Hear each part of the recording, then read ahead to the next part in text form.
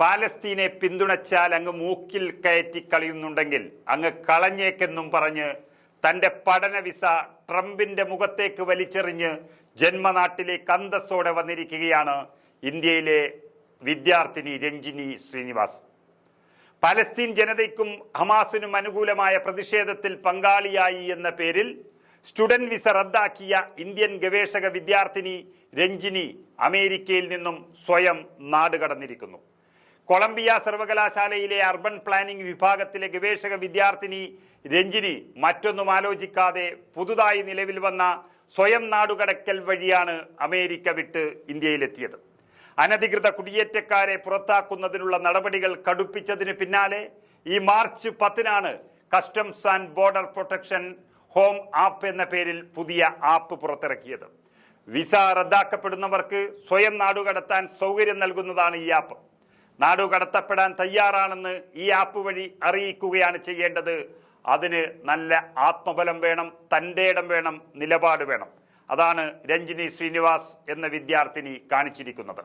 നിയമം അനുശാസിക്കുന്ന ഏത് ശിക്ഷ ഒഴിവാക്കിയാലും വിധിച്ചാലും തനിക്കൊരുപോലെയെന്നും പാലസ്തീന്റെ കൂടെയാണെന്നും വിളിച്ചു പറഞ്ഞുകൊണ്ടാണ് അമേരിക്കൻ മണ്ണിൽ നിന്നും ഇന്ത്യൻ വിദ്യാർത്ഥിനി പഠനം ഉപേക്ഷിച്ച് മടങ്ങിയിരിക്കുന്നത്. വിവിധ കാരണങ്ങളാൽ അമേരിക്കയിൽ എത്തിയവർക്ക് അമേരിക്കയിൽ തുടരാൻ ആഗ്രഹമില്ലാത്ത പക്ഷം സ്വമേധയാ നാടുവിടാനുള്ള സന്നദ്ധത വ്യക്തമാക്കാനുള്ളതാണ് ഈ സംവിധാനമെന്നാണ് ട്രംപ് ഭരണകൂടം വ്യക്തമാക്കിയത്.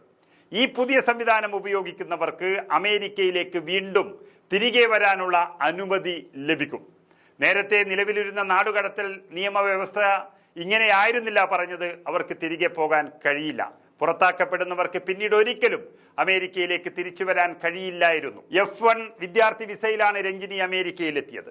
മാർച്ച് 5-നാണ് രഞ്ജിനിയുടെ വിസ സ്റ്റേറ്റ് ഡിപ്പാർട്ട്മെന്റ് റദ്ദാക്കി കളഞ്ഞത്.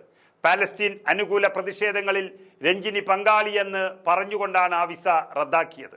ഇതിന് പിന്നാലെ മാർച്ച് 11-ന് കസ്റ്റംസ് ആൻഡ് ബോർഡർ പ്രൊട്ടക്ഷന്റെ ഹോം ആപ്പ് ഉപയോഗിച്ചാണ് രഞ്ജിനി സ്വയം നാടുകടക്കാനുള്ള സന്നദ്ധത അമേരിക്കയ്ക്ക് മുന്നിൽ അറിയിച്ചത്.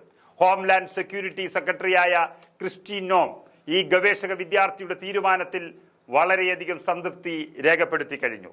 രഞ്ജിനി നാടുകടത്തപ്പെട്ടതിന്റെ ദൃശ്യങ്ങൾ ആഭ്യന്തര സുരക്ഷാ സെക്രട്ടറി പുറത്തുവിടുകയും ചെയ്തു. അമേരിക്കയിലെ സർവകലാശാലകളിൽ പലസ്തീൻ അനുകൂല പ്രതിഷേധങ്ങളിൽ ഏർപ്പെട്ടവർക്കെതിരെ നടപടികൾ ആരംഭിച്ചൊരു സാഹചര്യത്തിലാണ് രഞ്ജിനിയുടെ വലിയ നിലപാടും സ്വയം നാടുകടത്തൽ പ്രഖ്യാപനവും. കൊളംബിയ സർവകലാശാലയിൽ ഇത്തരം പ്രതിഷേധങ്ങൾ പതിവായതിന് പിന്നാലെ ശക്തമായ നടപടി സ്വീകരിക്കാത്തതിന്റെ പേരിൽ സർവകലാശാലയ്ക്ക് നൽകിയിരുന്ന $400 മില്യൺ ധനസഹായം ട്രംപ് അങ്ങ് റദ്ദാക്കിയിരുന്നു.